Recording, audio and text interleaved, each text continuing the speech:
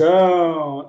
Começou a tela aqui com o Roberto, que é uma grande pergunta. Roberto, seria esse o seu nome cósmico ou não? Tudo bem, César? Tudo em paz, grande Roberto. E aí? Tudo bem também. Você não perde a oportunidade de tirar uma casquinha, né, cara? Não tem jeito. Dia contar para os seus ouvintes e espectadores a razão do Roberto nome cósmico e todo o desenvolvimento dessa sua vida terrena temporal. Mas fica para uma outra vez. Eu tenho que explicar para o povo que está chegando aqui pela primeira vez, ou até algumas pessoas que já seguem esse canal, né, mas ainda não têm ideia, né? O meu sobrenome, né, meu segundo nome, na verdade, é Roberto. O segundo nome do Newton é César, e aí eu não gosto do meu segundo nome, aí só de pirraça ele fica me chamando toda hora pelo segundo nome. Isso fazem anos, né? Mas enfim, vamos embora, né? Amizade acima de tudo. Isso. Bom, vamos começar aqui. E o nome cósmico fica para uma outra situação, né? Quem quiser, compre o livro, no meu livro está explicado, né? O contato quando a realidade supera a ficção, que, aliás, é a motivação da existência desse canal, né? No início, assim, foi mais um meio de divulgar o meu livro e acabou criando vida própria, esses episódios aqui. Estamos seguindo um rumo que é o rumo que o fluxo natural das coisas acaba tomando e vamos nele, né, cara? Bom, então vamos começar aqui mais um episódio de Contatos Insólitos. Esse aqui é o de número 61. E o tema de hoje é a teoria do primata chapado. Bom, você sabe, né, porque, aliás, você que deu o toque no episódio passado a respeito dessa teoria, até então eu não tinha noção dela, realmente, nunca tinha ouvido falar a respeito disso. Fui atrás de informações e realmente achei bastante interessante de como essa teoria pode ter implicações, inclusive nos últimos papos que a gente anda tendo em relação a toda a questão aí de como a mente é a fonte, é o fundamento da existência e a matéria acaba sendo a consequência, a derivação, encontrando aí no Bernardo Kessler, um dos maiores expoentes do idealismo metafísico, né, cara? Como que a gente pode fazer essas conexões ligando uma coisa com a outra, né? Então, eu queria começar mencionando, primeiramente, que é uma passagem do livro Sapiens, né, cara, do Yuval Harari, eu já tinha ouvido falar já também a respeito dessa teoria, se não me engano, num programa do SETI Institute. Eles tinham um programa de rádio chamado Are We Alone? Estamos sozinhos? Eu ouvia muito esse rádio, cara, muitos anos atrás, depois eu acabei me perdendo aí, eu não sei se eles ainda continuam com esse programa. Mas nenhum dos episódios, porque eles falam, lógico, sobre busca por vida inteligente, fora do planeta Terra, etc., mas também em ciência de uma forma geral, né? Antropologia, vários outros assuntos. E uma das abordagens de um entrevistado que eles chamaram lá no programa foi justamente essa, de que em um determinado momento da história, a gente desenvolveu nosso cérebro muito rapidamente, né? Então, aí, mais ou menos aí, por volta de 2 milhões de anos, o cérebro aumentou muito de tamanho, né?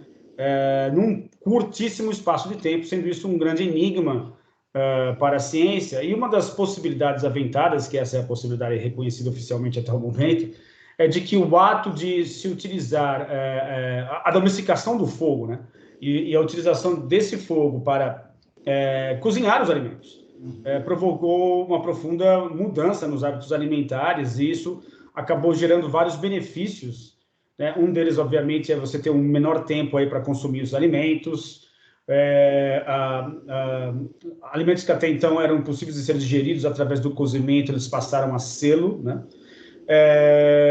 A capacidade de absorção desses nutrientes melhora muito com o cozimento, né? Você passa menos tempo digerindo esses alimentos. Então, tem uma série de benefícios aí que passou a fazer parte da dieta, né? Da dieta alimentar dos nossos antepassados distantes, e isso, inevitavelmente, num curto espaço de tempo, acabou fazendo com que o cérebro aumentasse muito de tamanho, né? Então, faz sentido em termos metabólicos, em termos biológicos. Porém, né, e aí entra justamente o título desse episódio, você havia mencionado que existe uma hipótese, uma teoria de 2 caras aí, que é o Terence e o Dennis McKenna, que eles falam sobre essa possibilidade de que, no meio do caminho aí, é muito possível que, em busca de novas fontes de alimentos, eles tenham se deparado com cogumelos alucinógenos, né? E ao passar a ingeri-los, isso causou uma explosão abriu uma grande fenda no cérebro desses homens primitivos, fazendo com que eles tivessem experiências alucinógenas, estados alterados de consciência, e de que isso teria aberto uma brecha muito grande aí para que um novo fluxo de dados adentrasse, viesse à baila, e isso gerasse uma pressão evolucionária, uma espécie de um software muito mais complexo que necessitasse de um hardware muito mais robusto para dar conta de suportar esse software, né? Então, eu queria deixar mais ou menos por aqui para você chutar a bola, cara, na sequência, mas acho que a partir daí a gente pode desenvolver algumas ideias relacionadas mais com idealismo metafísico. Então, deixo com você o que você gostaria de comentar a respeito dessas primeiras linhas, dessas primeiras ideias sobre esse episódio. Legal. Como sempre, a introdução primorosa. Então, a ideia no estudo da consciência, que a gente vem se dedicando já há algum tempo, né, é inevitável cruzar com as substâncias psicodélicas ou psicoativas ou enteorólogas, como o pessoal diz, cada um diz um jeito, né? Mas é inevitável, de uma maneira ou de outra. Um dia eu recebi de um querido sobrinho, não é meu sobrinho de sangue, mas é meu sobrinho de coração, que eu conheci ele com 2 anos, o Adriano Sanches, filho dos meus ex-instrutores de rama, e ele me passou um dos livros do Terence McKenna, O Alimento dos Deuses, que eu tenho em PDF, recomendo para todas as pessoas, que é genial, que conta a exploração dele. Terence McKenna foi, e assim como Dennis McKenna, que ainda está vivo, os dois são etnobiólogos, né? E ele mergulhou fundo nessa parte das substâncias psicodélicas, especificamente com os cogumelos, né? Veio para a Amazônia, esse livro do Alimento dos Deuses conta muito disso, e da parte da psilocibina e tal. Ele veio a falecer no ano 2000, mas ele deixou vasta literatura e essa teoria que basicamente se resumiu bastante bem. Ela, na verdade, o Paul Stamets, que é a maior autoridade do mundo em fungos, ele é o personagem principal do documentário na Netflix sobre fungos, que é altamente recomendável, né? Sim. E tem palestras no TED e na internet brilhantes.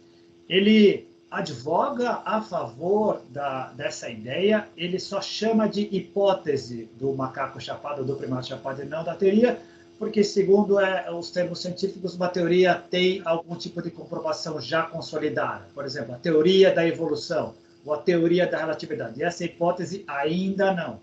Mas ele acredita que se a gente continuar pesquisando, a gente vai encontrar. Basicamente, a ideia não é, ao contrário do que a gente costuma fazer na sociedade, não é ou uma coisa ou outra. Provavelmente é tudo ao mesmo tempo e mais outras que a gente ainda não aventou ainda, que a gente vai descobrir se a gente estiver cutucando. Mas não se pode descartar que, e é o que é a raiz do pensamento dele, a partir do momento que a criatura começa a se desenvolver, começa a criar agricultura, começa a ficar mais perto de gado, e os cogumelos são basicamente frutos nascem em abundância das fezes dos gados e a convivência com aquilo, seria natural eles trombarem de um jeito ou de outro. Mais de 30 primatas consomem cogumelos e os nossos homo ancestrais também fizeram isso. Na quantidade certa, dependendo da quantidade que foi ingerido, da condição que eles tiveram, provavelmente tiveram experiências psicodélicas. Aliás, o termo psicodélico, psicomentidélico, manifestação da mente. E que pode vir a ter contribuído para um desenvolvimento maior. Daria explicação para toda a consciência do planeta inteiro? Não.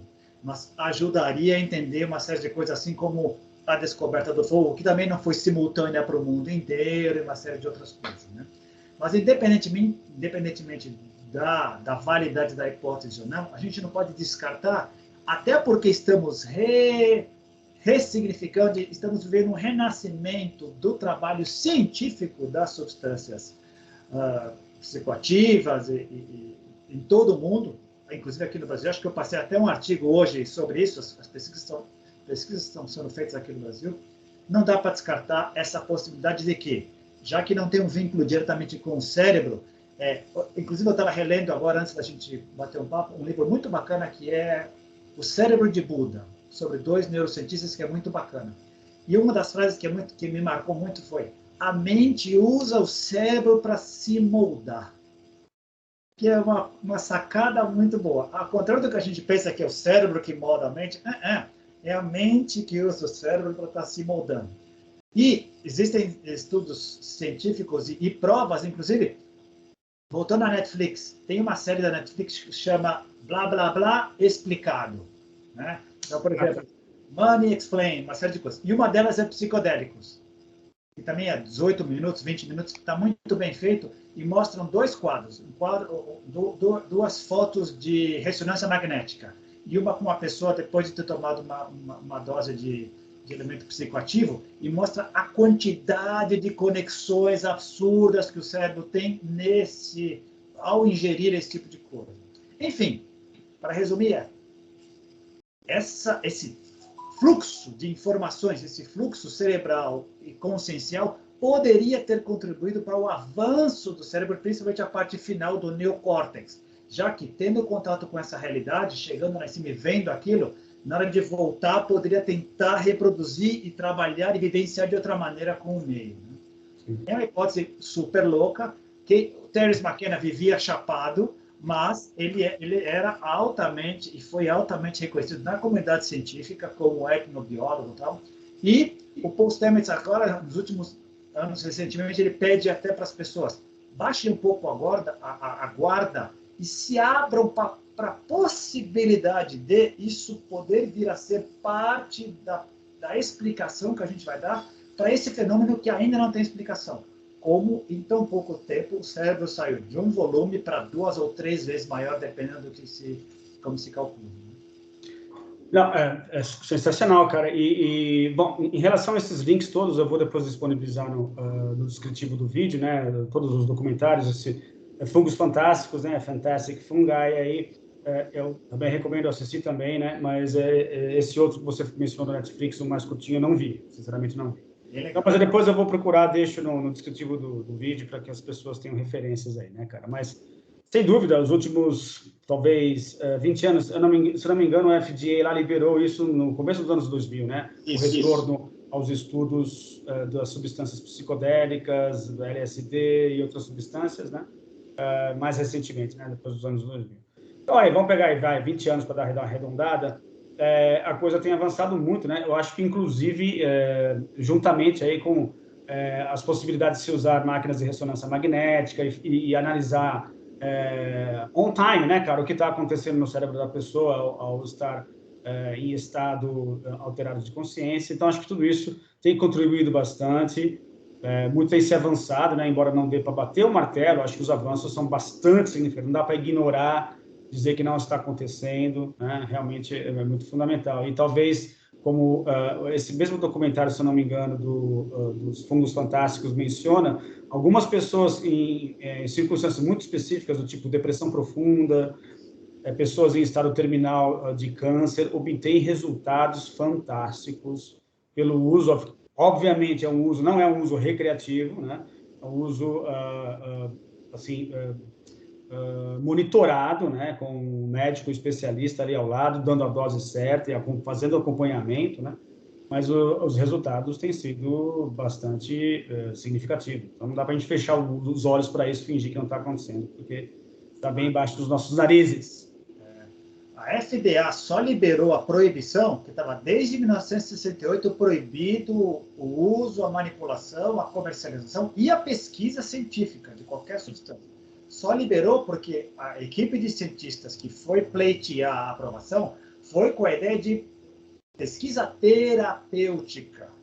E abriram o primeiro flanco. E agora já é uma avalanche. Não faltam papers, não faltam documentos, assim, e resultados extraordinários. Você mencionou ansiedade, depressão, síndrome de estresse pós-traumático. O que não falta nos Estados Unidos são militares com estresse pós-traumático e tudo que aconteceu. E resultados extraordinários, pacientes terminais, uma série de outras coisas. Todas elas. DMT, dimetiltriptamina, psilocibina, o peiote, todos estão trabalhando nisso. E tem uma instituição lá, se não me engano, chama MAPS, M-A-P-S, não me lembro agora do significado do acrônimo, mas é quem está liderando, e tem vários grupos de cientistas trabalhando com resultados muito bons. E no Brasil também. Eu acho que no Brasil, principalmente, talvez aí o carro-chefe da investigação seja a ayahuasca, né, cara? Por causa do Santo Daime, né? Eu acho que acaba tendo no Brasil um apelo muito maior os estudos com a ayahuasca em si, mas que o efeito ativo, a substância ativa, ela é similar, causa, não posso dizer assim, aberturas similares àquelas do DMT e da psilocibina e outras substâncias, né, cara? No livro do Terence McKenna, no Alimento dos Deuses, ele dedica vários capítulos à pesquisa da ayahuasca no Peru. No Peru e no Brasil, no norte do Brasil, naquela região da Amazônica. Faz todo o descritivo da planta, da quantidade, como chegou na dosagem certa, com contato diretamente com os nativos que manipulavam aquilo. Ele foi lá na fonte pesquisar. Aqui no Brasil, basicamente, é a ayahuasca, e agora está vindo aí bogaína também, que é outra substância que tem aqui, que tem, se não me engano, o Eduardo Chamber está trabalhando com isso. Depois eu passo o link também. Tem um pessoal muito desenvolvido. E outros lugares do mundo também. O que importa é a frente está aberta e a gente está descobrindo coisas interessantes. Na verdade, a gente estaria redescobrindo coisas interessantes que outras culturas já descobriram faz tempo. E você tocou num ponto fundamental, que essa redescoberta, ela passa necessariamente, né, pelas culturas antigas, né, essa especulação a respeito do homem primitivo ter passado por esse tipo de experiência, que eu acho que é plausível, embora, né, volte mais uma vez a reforçar aqui que não dá para bater o martelo, dizendo que, embora o título aqui seja teoria, não estou querendo dizer que é uma teoria científica, né, não é esse o intuito aqui, né, inclusive estou tentando evitar títulos muito grandes para, enfim, ser procurável, né, as pessoas conseguirem achar isso no YouTube, etc. Mas voltando a essa questão, eu acho que assim, é muito plausível deles passarem a diversificar, inclusive se eles estavam nesse momento de passar a cozinhar os alimentos. Eu acho que foi um período de grandes descobertas, porque, né, vamos testar isso, testar aquilo, procurando outras fontes de alimento para diversificar o cardápio disponível, né? Então, acho que não me passa a ideia de ser uma coisa muito fantasiosa eles terem se deparado com esses cogumelos e terem experimentado e, obviamente, terem curtido a viagem, né, cara? E, a partir daí, passarem a fazer uso dessas substâncias. Mas o que eu ia mencionar, na verdade, o que me fez lembrar o que você me falou, é que você tem todas as tradições xamânicas, né, que são super antigas também, e que já se fazia, né, o uso. Vai se saber quando começou isso, né, qual que é a origem. Bom, aqui na América do Sul, o povo andino, né, faz uso disso antes né, do Colombo chegar aqui. Então, eu não sei, aí milhares de anos, pelo menos, se faz o uso dessas substâncias, bom, com intuitos talvez de cura, né, ou talvez de ritualísticas, mas de qualquer maneira. Então, é um uso bastante antigo, né, cara? Então, passamos a redescobrir essa história toda e vamos investigando e vamos vendo aonde que isso vai nos levar. Quando a gente fala em culturas primitivas, a gente até discutiu isso no outro episódio, né? Entre o primitivo, que tem uma conotação negativa, e o primordial, ou primeva, que dá a ideia de mais iniciante. A conotação negativa sempre vem assim: olha, eles não tinham os benefícios que a civilização tem, etc, etc. Bárbaro. Mas para aquele nível de consciência, para aquela convivência que eles tinham, e o nível de relação que eles tinham com a natureza, é incomparável, por exemplo, com o que a gente tem hoje. Temos tecnologia, temos uma série de recursos, mas não temos relação com a natureza, com o planeta que eles tinham, por exemplo. Nenhum deles, não temos. Sem dúvida, e muito provavelmente isso tenha deixado eles muito próximos à natureza, ao ponto de ser inevitável esse entrelace aí com as substâncias alucinógenas, né, cara? Não tem por onde. Sobre essa questão, logicamente, eu não quero também aqui fazer o papel do advogado das substâncias alucinógenas, não é esse o caso, mas, como mencionei anteriormente, a gente não pode fechar os olhos para os avanços que estão acontecendo nessas áreas, né? Mas eu acho que a questão subjacente, sim, que é o efeito que isso causa, que são os estados alterados de consciência, os quais podem ser atingidos também por outros meios, não só através do uso dessas substâncias, né, cara? Que eu acho que é a grande chave aqui, que eu acho que aí faz necessário a gente voltar ao ponto em que estávamos no início, né? Do que isso pode ter provocado na mente dos nossos antepassados, em termos de abertura para um universo muito mais amplo, muito menos restritivo do que aquele contexto que eles estavam vivendo, né? E de quanto isso pode ter impactado no desenvolvimento também do cérebro, né? Já que a gente vem, ao longo dos outros episódios aí, conversando de que a mente seria fundamental, né? Então, tendo acesso a essa fonte primeva, a fonte de tudo, digamos assim, como é que isso trazia de volta para o contexto físico, né, para o contexto concreto, e de que forma isso pode ter moldado o contexto concreto, né, cara? E de que forma a nossa mente também ainda continua a nos moldar, ou seja, não me parece ser um processo fechado, né? Ou seja, já evoluímos, o homem continua a evoluir, né? Ele continua a se desenvolver, né? Estamos ainda nesse processo de desenvolvimento e sabe-se que lá, que tipo de influência, uma abertura maior para níveis alterados de consciência, né? Ao se falar sobre isso, ao investigar sobre isso, ao se praticar cada vez mais a meditação, vemos o Ocidente também se abrindo cada vez mais para coisas do tipo mindfulness, ou yoga, né, que está cada vez mais disseminado no Ocidente, para que esses estados alterados de consciência sejam cada vez mais comuns e, de uma certa maneira, também continuem a influenciar as pessoas de uma forma benéfica, de uma maneira que isso continue a causar mudanças, inclusive cerebrais, daqui por diante, né, cara? Assim como a astronáutica parece não ter limite, por mais que a gente tenha descoberto coisas do cosmos, do universo, tem tanta coisa que a gente não sabe ainda, né? Como a gente costuma brincar aqui, se a gente está discutindo, se a gente bate boca com relação a 6% da matéria que a gente vê no universo, e os outros 94% que é matéria escura, sem contar a energia escura, que é um conceito que se inventou aí para dar nome a outras coisas que a gente não tem ideia. E a gente está ainda explorando, criando máquinas cada vez melhores e enxergando cada vez mais longe, mas com a ideia de que isso não tem limite, ou pelo menos no curto prazo. A astronáutica está assim, a psiconáutica é igual, a gente continua pesquisando, continua descobrindo cada vez mais coisas. A psicologia em si, o estudo do nosso lado interno, da nossa mente, da nossa psique, tem 120 anos, é muito recente ainda, a gente tem muita coisa para explorar, tem muita sombra para ser colocada na consciência. Já usamos essa metáfora, somos um bote de consciência num oceano de inconsciência, tem muito para explorar.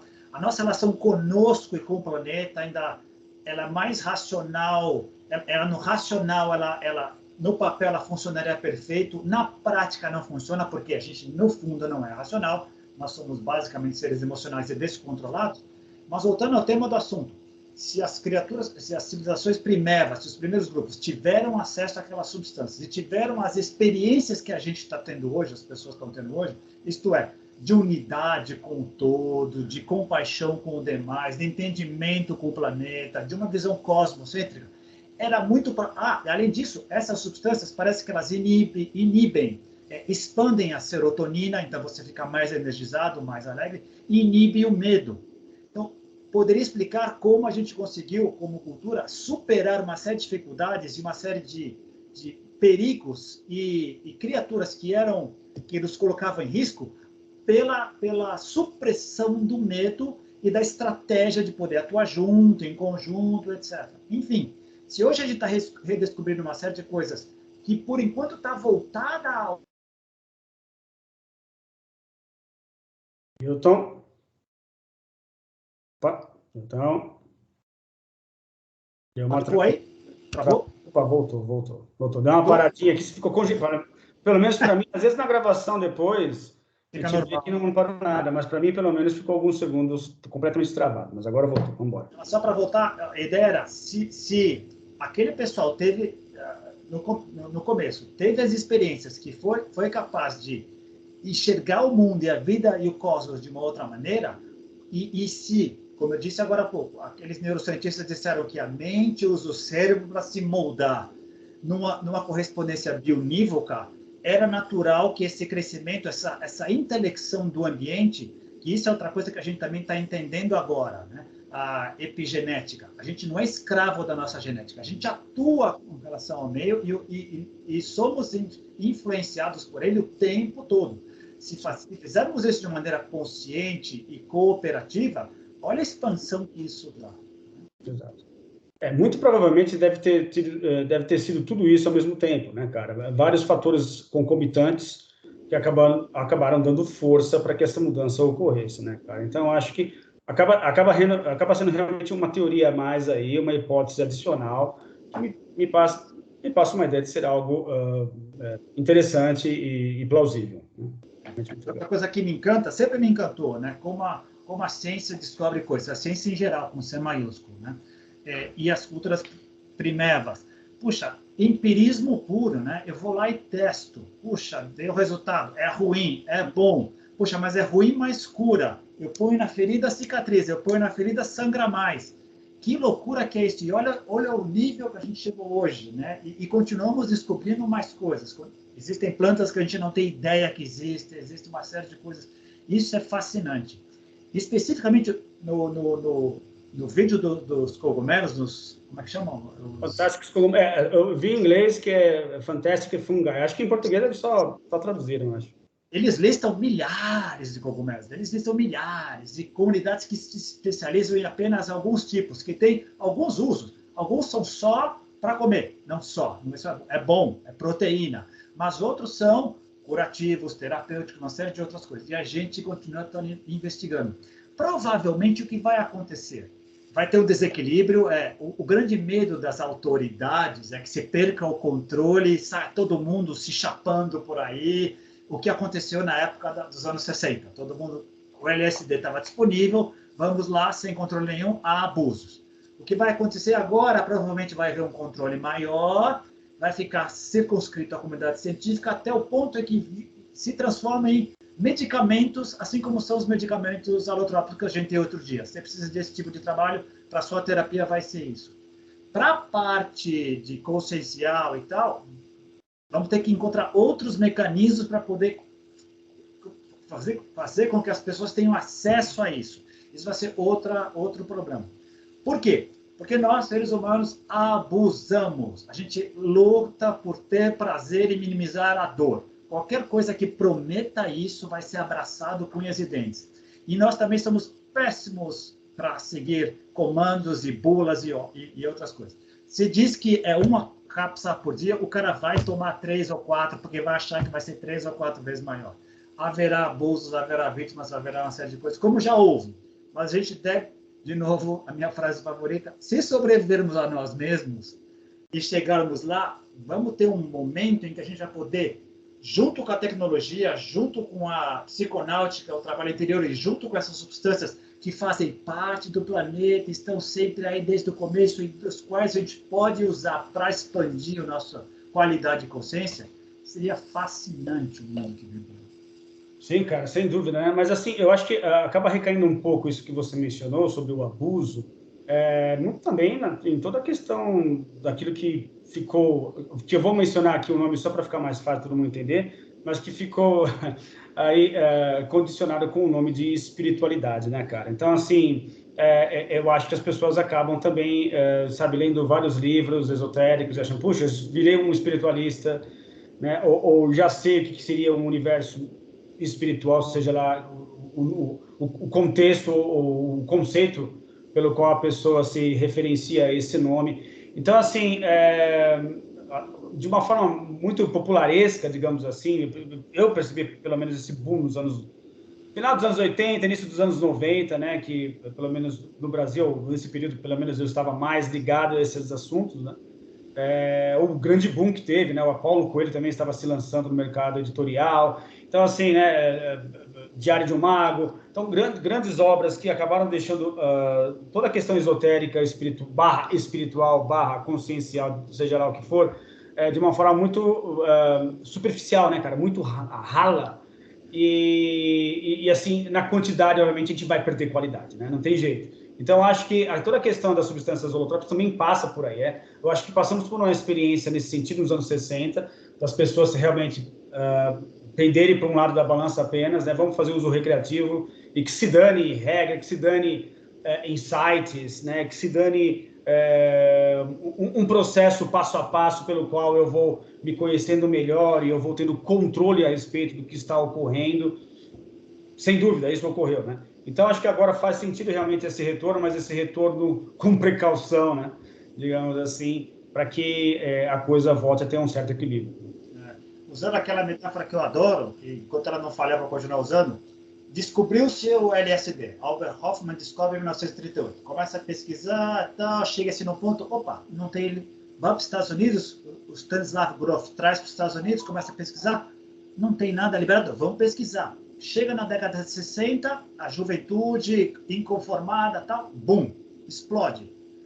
Claro que na explosão, todo o pacote vem junto. Então vem a bad trip, vem os casos de abuso, vem a questionamento da autoridade, numa época que os Estados Unidos estavam se metendo com a guerra do Vietnã, problemas internos. O que você faz com isso? Puxa, o pêndulo veio muito para cá, eu estou perdendo o controle. A autoridade geralmente se fazia muito em controle. O que eu faço? Eu vou para o outro extremo, eu proíbo tudo, deixo tudo ilegal e mais, conseguiram disseminar isso para o mundo inteiro.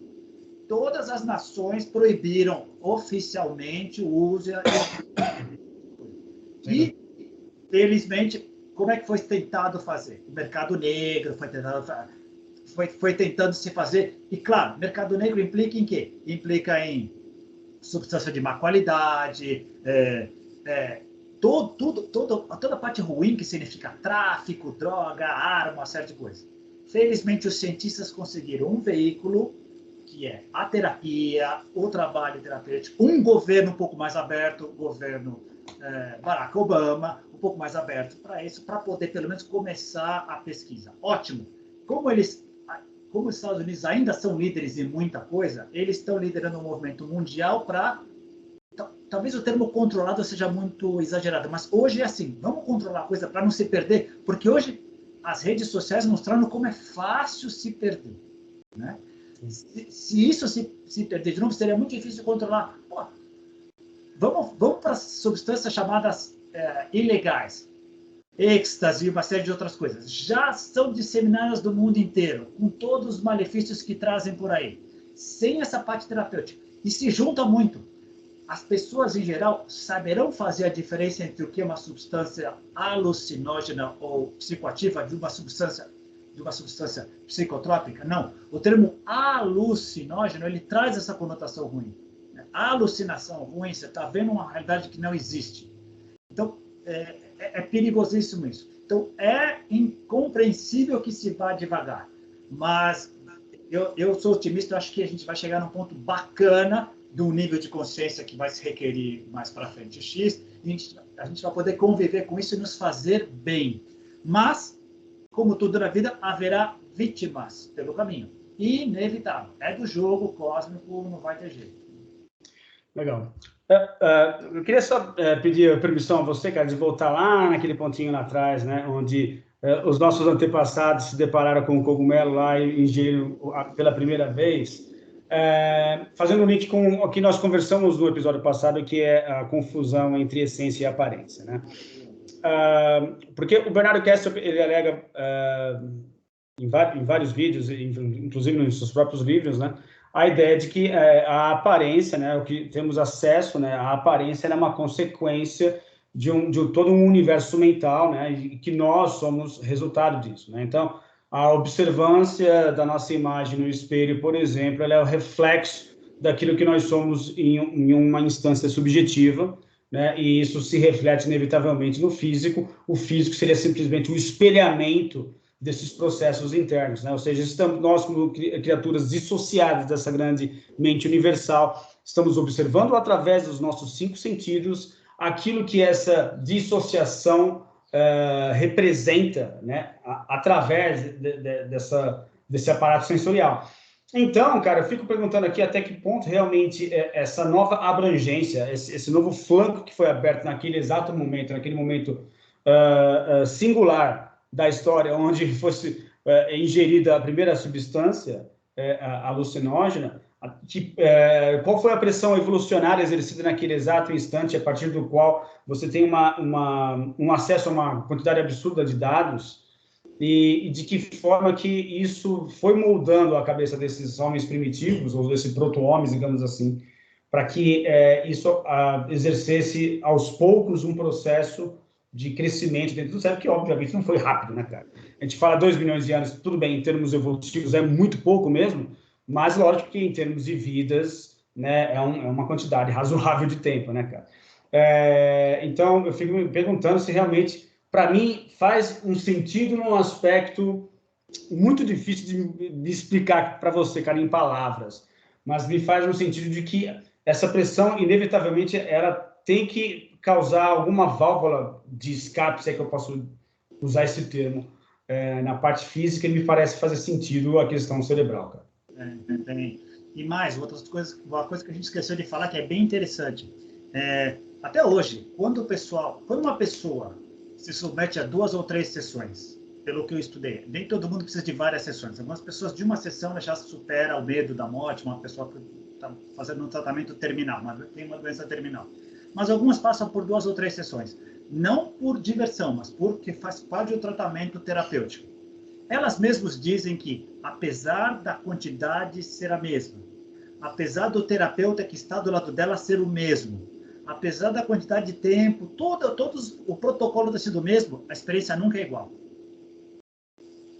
E pessoas diferentes têm experiências diferentes. Então, mesmo aqueles proto-hominídeos primevos lá, vários deles experimentaram, alguns tiveram experiências melhores, mais qualificadas do que outras, de qualidade melhor do que outra. Ali podem ter surgido alguns líderes. Ali podem ter surgido os primeiros intermediários entre o todo e a cultura. Enfim, alguns podem não ter sentido absolutamente nada. Assim como tem gente que bebe 5 garrafas de cerveja e não sente nada.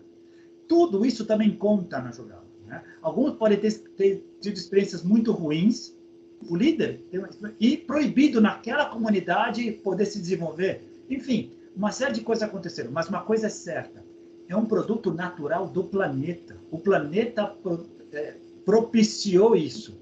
E alguns de nós, de novo, mais de 30 primatas fazem uso deles. Quanto aquilo afeta nesses primatas ou não, ainda não sabemos, estamos estudando. Mas nos nossos primeiros e em nós hoje, nos leva a esses estados. Se você teve há pouco dificuldade para colocar em palavras esse tipo de coisa, sem a gente estar chapado, sem a gente estar vivendo uma experiência inefável, imagine aquelas culturas antes da linguagem, antes do fenômeno da linguagem, né? Sim. A visão, a realidade, a sensação que transcende, a experiência que transcende a linguagem. Isso deve ter sido um impacto absurdo. Isso é uma loucura, né? Cerebral, uma loucura. Absurdo. E você mencionou uma coisa muito interessante, cara, que para fazer uma conexão, inclusive, com o documentário dos fungos fantásticos, que é a questão da natureza produzir essa substância, né? Lógico, algumas pessoas podem negar, tá, veneno também é natural, veneno de cobra é natural e também mata. Tudo bem. Assim como existem muitos cogumelos super venenosos, se ingerir, já era, né? Mas o link que eu gostaria de fazer, bastante interessante, vendo aquele documentário, é o fato de eles mencionarem em determinado momento lá sobre, agora, mycelium, né, cara? Eu não sei o nome em português, eu vi em inglês esse documentário aí. Como é que a gente fala o nome disso em português? Micélio, igual, fui procurar. Micélio que você fala? Tá. Então, que seja lá o nome que a gente usa em português. O interessante porque, assim, são fungos que eles se conectam às raízes das plantas, né, cara? E é uma descoberta relativamente recente, né, de como que as plantas se comunicam, inclusive, através dessa enorme rede de fungos, né, e eles auxiliam também na absorção de nutrientes advindos da terra, etc., e de que existe uma intrincada rede de comunicação entre esses fungos, né, num estado simbiótico entre os fungos, as raízes das plantas e das árvores, né? E toda uma comunicação ali, se utilizando dessa grande rede, né, cara? Então, o que eu acho fantástico aí, fazendo o link como você mencionou, é como que o próprio cérebro em si se comunica através de um processo de rede, e como que no próprio vídeo, vendo as imagens, assim, me lembrou muito, né, processos neurais por baixo da terra, assim, na comunicação com as raízes, etc. E o quanto é interessante o fato de haver um fungo, né, que muito provavelmente através da evolução, viemos dos fungos, né? Ou seja, temos aí algum parentesco aí lá no comecinho, né? Algum ancestral em comum aí com os fungos, de que a gente carrega dentro de nós uma conexão, né, com esses seres, né? E de que como essas coisas estão interligadas, né, cara? A gente falava do universo mental também, aquela famosa imagem comparando o universo topográfico, né, cara, feito por computador. Como é que seria, né, o universo, a topografia do universo, e comparando isso com um neurônio de um rato, né, cara? E assim, as duas imagens são muito parecidas, muito semelhantes, né? Então, né, utilizando aqui, fazendo referência ao Kybalion mais uma vez, né, assim como é em cima e embaixo, de como essas coisas podem estar mais ligadas do que a gente imagina, né? E o quanto que nós temos que aprender com tudo isso. Impressionante.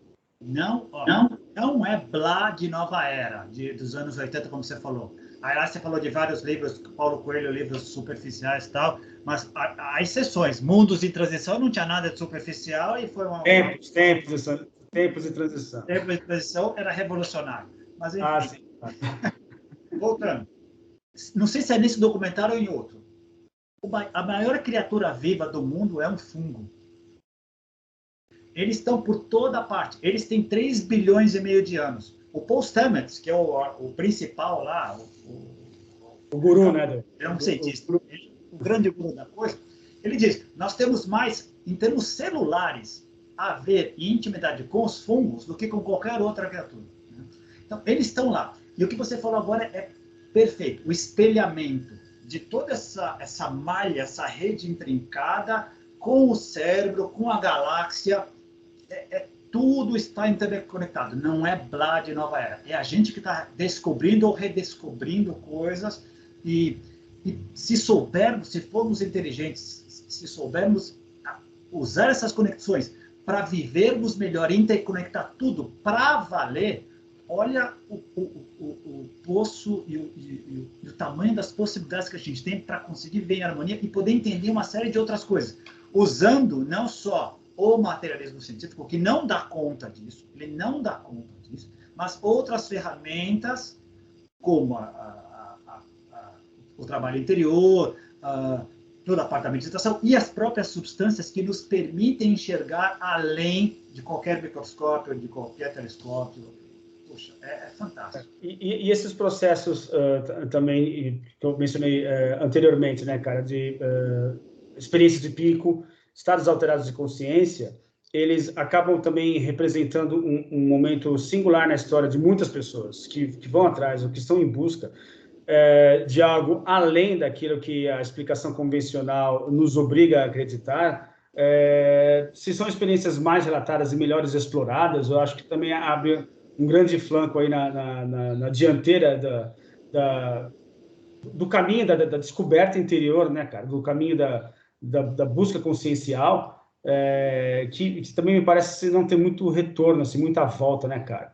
Então, eu acho que essas experiências de pico elas são muito importantes e mencionar que elas existem, porque muita gente simplesmente ignora, né? Ou não faz ideia de que elas possam ocorrer, também acaba sendo Isso independentemente do uso de substâncias alucinógenas, tá, cara? Estou falando assim de processos, inclusive, espontâneos que podem ocorrer, mas o fato de você saber que é possível ocorrer já é de grande auxílio, né? Porque somos aquilo que pensamos, né? Então, se a gente, né, somos a pior armadilha para nós mesmos, né, cara? Então, assim, se a gente fica muito confinado dentro do nosso próprio cativeiro, a gente ignora tudo aquilo que é diferente. Ignoramos qualquer outra explicação que foge dentro, né, dessa estrutura criada para explicar aquilo que nós entendemos por realidade. Então, eu acho que falar a respeito também desses estados alterados de consciência, dessas experiências de pico, enquanto que elas são revolucionárias para a gente ter uma nova leitura da realidade, é fundamental. E aí, te ouvindo agora, me veio até umas ideias. Eu sempre gosto eu sei que o universo não é causal, não só causal, ele é parcialmente causal, mas ele também é não local, a física quântica mostra isso. Os trabalhos que a gente tem com consciência mostram isso. Mas existem certas razões de ser, eu gosto dessa expressão, razões para. A gente não vem aqui encarnado já com todas as memórias das vidas anteriores, porque seria inviável. Seria como Funes el Memorioso. Você leu esse conto do Jorge Luis Borges? Não. Funes é o memorioso. Parênteses. Funes é o nome de um cara que lembrava de tudo que aconteceu na vida dele. Não esquecia nada. E claro que pirou, porque imagina, você lembrar tudo, você não ter nenhum filtro na sua vida, você pira. Nessa vida que ele teve lá. Imagina você voltar e você lembrar das 5.000 crianças que teve, 7.000 esposas. Não, isso seria inviável. Então tem uma razão para a gente não lembrar e lembrando aos poucos ou tendo flashes. Tem uma razão para a gente ter descoberto essa possibilidade das substâncias psicodélicas aos poucos e não poder exagerar. tudo tem a ver com outro tema que é sempre recorrente aqui, com nível de consciência, né? Sem isso, a estrada para o desastre fica bem pavimentada. Com isso, a estrada para o progresso e desenvolvimento também fica bem pavimentada. Mas precisa ir com calma. Se todo mundo tiver acesso irrestrito e fizer uso sem um nível de consciência mínimo, é o desastre anunciado. Anunciado. Não, sem dúvida, né? Assim, volto a dizer, né, que assim, simplesmente o uso recreativo, e muitas vezes o uso recreativo, ele também faz parte também desse uso outras substâncias, né, que misturadas dão outro resultado, né? Então, realmente, é a forma para a catástrofe. Mas eu acho que acaba sendo realmente uma coisa importante para nós, ao falar sobre essas possibilidades, né, ao mencioná-las e deixar isso cada vez mais acessível às pessoas, né, quem quiser procurar, porque, obviamente, quando a gente fala acessível, também a gente recai em um outro problema, que é a questão deixa eu reformular aqui, que é a questão do seguinte, as informações estão aí, né? Tudo está por aí, né? YouTube continua estando no mesmo lugar, as pessoas têm acesso, né, à palma de suas mãos, mas o que as pessoas buscam, né? Eu posso buscar um vídeo mais idiota, das coisas mais superficiais possíveis, né? Assim como eu posso ir atrás de coisas realmente muito boas. E no início a internet estava, acho que, muito cheia de coisas superficiais, eu concordo, né? Que isso veio primeiro. Mas com o tempo eu acho que acaba havendo plataforma e espaço para que coisas muito interessantes comecem a ocorrer e vingar e proliferar nesse meio de forma bastante independente, e isso é bastante legal, cara.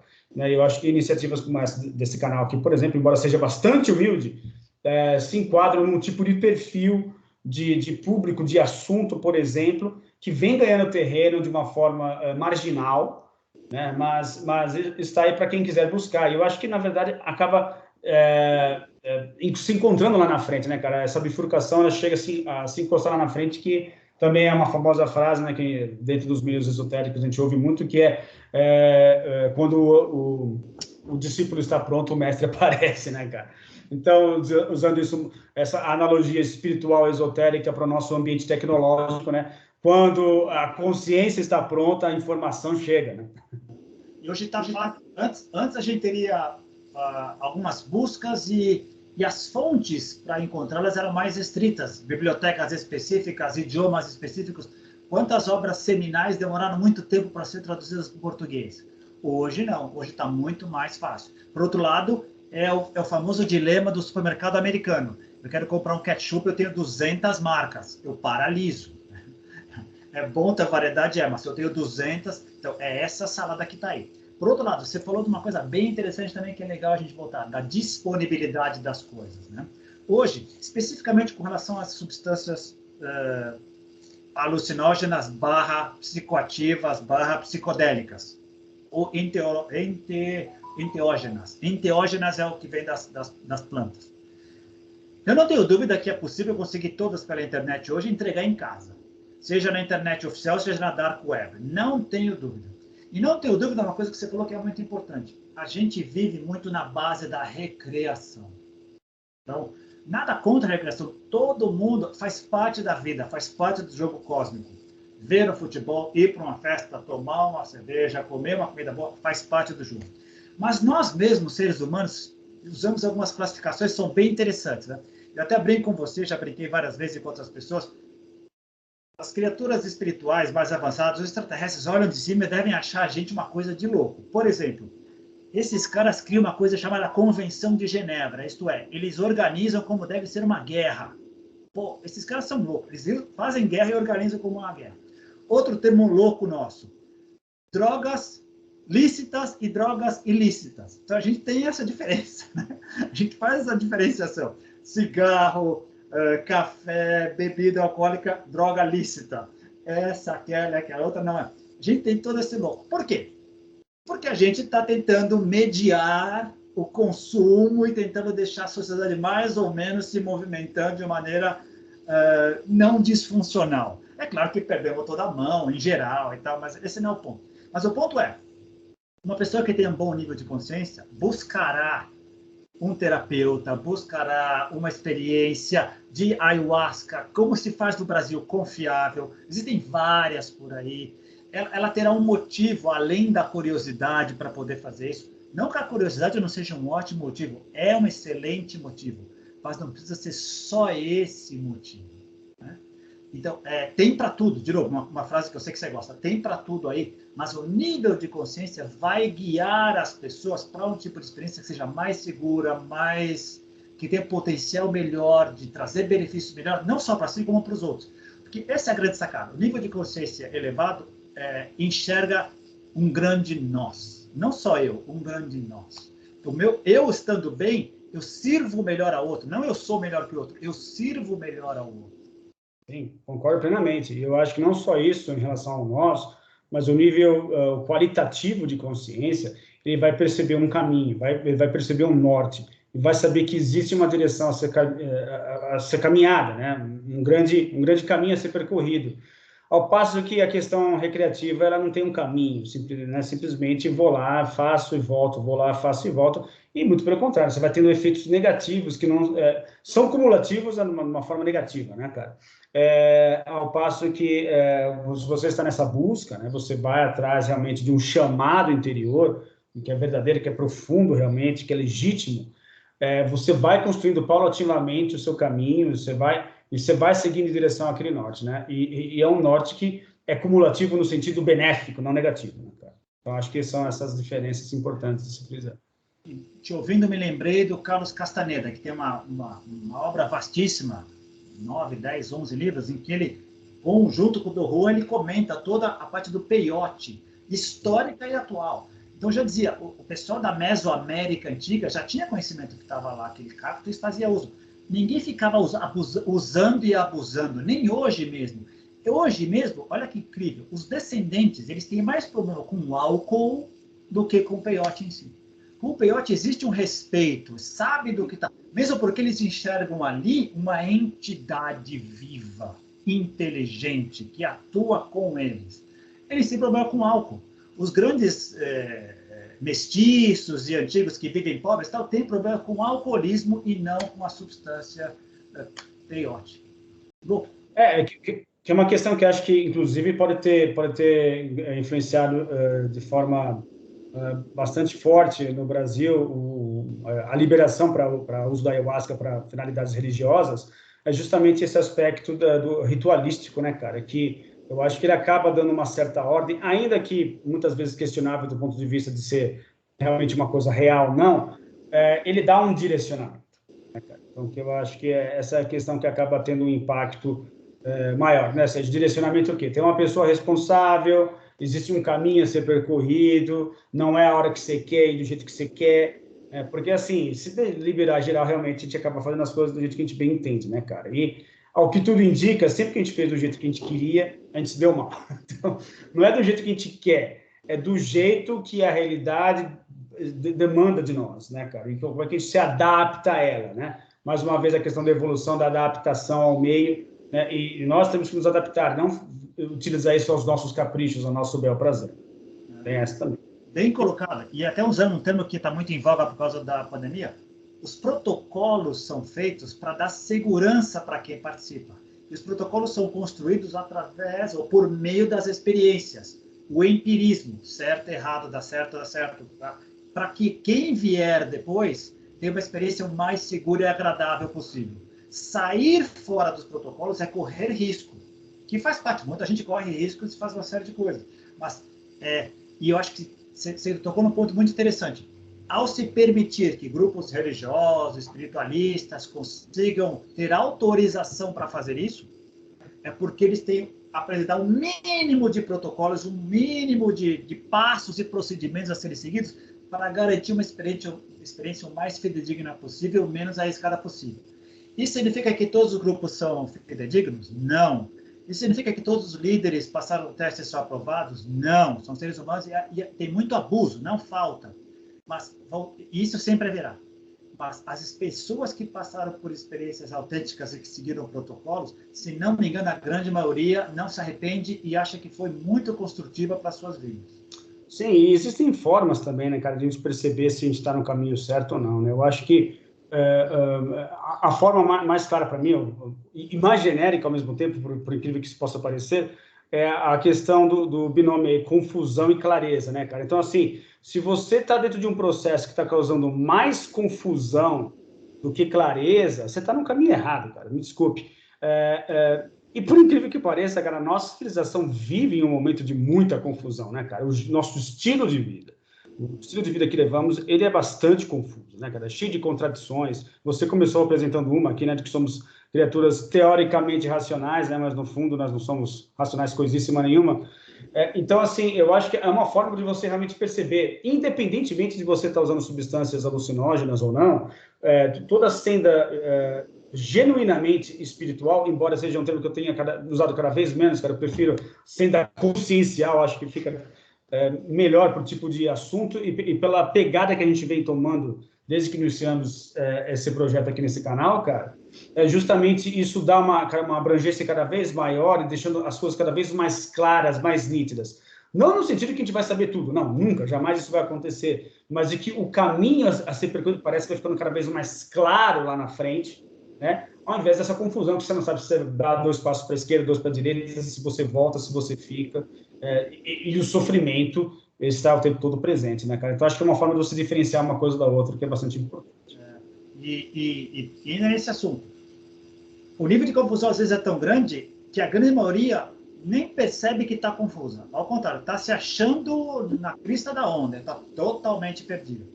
O desenvolvimento consciencial, em qualquer das linhas de desenvolvimento, nos permite ter alguns tipos de bússola que nos dão uma certa orientação no sentido de onde a gente está caminhando. Um pouco mais da clareza do que você diz, ou um pouco menos da confusão. Se tiram alguns véus. Tem muitos véus ainda eclipsando a coisa, mas pelo menos a gente sabe que tem um eclipse, tem uma luz ali. Ali. Os passos estão claros. Ali. Eu tenho que seguir por essa trilha, né? E, no mínimo isso. E dá para ver. Quem caminha e caminha consciencialmente percebe isso. Tem essas bússolas, essas dicas no caminho. Encontra. Mas a grande maioria está perdida e não sabe onde. Está com o Waze quebrado, está com o Mapograph, quem tem mais de 50 anos, furado, desatualizado e não está sabendo de nada. Cara, só você para lembrar essas coisas. Mas acho que também o que é importante é o feedback, né, cara? O retorno, né? O rebote, digamos assim, né? Ou seja, você voltando para o estado normal, né? O que você traz de benefício, o que você traz de aprendizado, né? Um estado alterado de consciência, por exemplo, e às vezes espontâneo, né? O que isso trouxe de benefício para você, né? Hoje você se considera uma pessoa melhor porque você vivenciou isso? E se você considera o porquê, né? O que isso te trouxe de fato de bom, né? Você se tornou uma pessoa melhor de fato depois de uma experiência como essa? Essas são as perguntas que a gente tem que fazer, né, cara? Porque se você não tem um mínimo de estrutura ali para garantir você passar pela experiência e extrair significado, enfim, coisas que são benéficas para você e para as pessoas ao seu redor, aí ferrou muito. E é bem interessante, a gente faz a diferença, o pessoal da teoria integral faz a diferença entre estado de consciência e estrutura de consciência. Estado de consciência, ter acesso a essas experiências de pico, etc., não garante outras coisas. Tanto é que muitas pessoas tiveram experiências extraordinárias, voltaram, mas como elas tinham uma visão, uma estrutura de consciência egocêntrica, criaram cultos. Viram um livro de culto. Então está cheio de cultos por aí, cheio de proto-pseudo-líderes abusivos que não têm estrutura de consciência nenhuma. É basicamente egocêntrico ou etnocêntrico. Mas teve um vislumbre de uma realidade maior, que filtrou por esse prisma. É claro que ele vai se achar o cara, a deusa, e por aí vai. Então, o mais louco, que a gente brinca sempre aqui, tudo isso acontece agora ao mesmo tempo, no mundo inteiro. Sempre foi assim. E a gente navega por isso, por todas essas pessoas. Como você disse, por outra lei do Carvalhon, da atratividade, outra série de coisas, esse canal não será depositário de pessoas que não estão buscando esse tipo de assunto. Quem estiver buscando divertimento, fuga, não vai cair aqui. O que a gente tem que fazer, o que você está fazendo, a gente está fazendo, é tentando criar pontes de viadutos com outras pessoas que pensam igual, estão nessa mesma franja, e são muitas e milhares por aí. E estão descobrindo coisas tão bacanas quanto a gente. Cara, que é um espaço que a gente vai construindo, que vai se unir a outros espaços, né, com ideias e objetivos semelhantes, né, cara? Que isso é também muito legal, fantástico, cara. Poxa, conseguimos destrinchar e sem ficar chapados, que é o mais importante, né, cara? Mais um episódio de Contatos Insólitos aí, nos encaminhando para quase 1 hora, né, de bate-papo. Então, eu queria aproveitar, cara, agradecer a você por mais esse episódio, aproveitar também e pedir para que as pessoas aí que estejam se deparando pela primeira vez com esse canal e com esse vídeo, que vão até lá, né, podem curtir esse e outros vídeos também, se inscrevam no canal, porque isso ajuda a gente a crescer, né, ficar cada vez mais fortes. Se quiserem saber quais são os objetivos desse canal, no descritivo de todos os vídeos, tem na parte de baixo lá do descritivo, né, por que a gente está aqui, qual que é a razão de estarmos aqui, por que estamos conversando, né? Em última instância, essa informação não está lá presente, mas é porque a gente acha divertido, né? E aí, fazendo a ponte do que a gente mencionou do aspecto recreativo, o pior é que, apesar de a gente falar sobre todas essas coisas que para nós é algo realmente fundamental, é algo muito importante, a gente sente que é uma coisa que é uma busca, é um chamado, ao mesmo tempo é divertido, né, cara? Como é que você explica uma coisa dessa?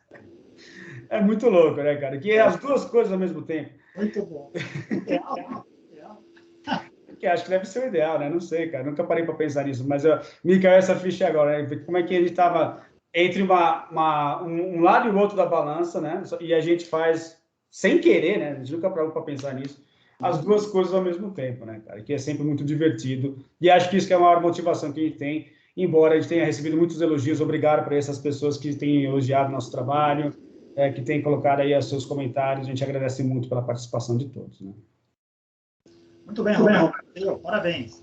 Parabéns a você também por ter se dedicado também a esse projeto, cara. Muito obrigado, cara. Então é isso. Grande abraço, cara. A gente se vê na próxima segunda com mais um episódio de Contatos Insólitos. Até lá. Beleza, valeu. Até mais. Tchau. Tchau.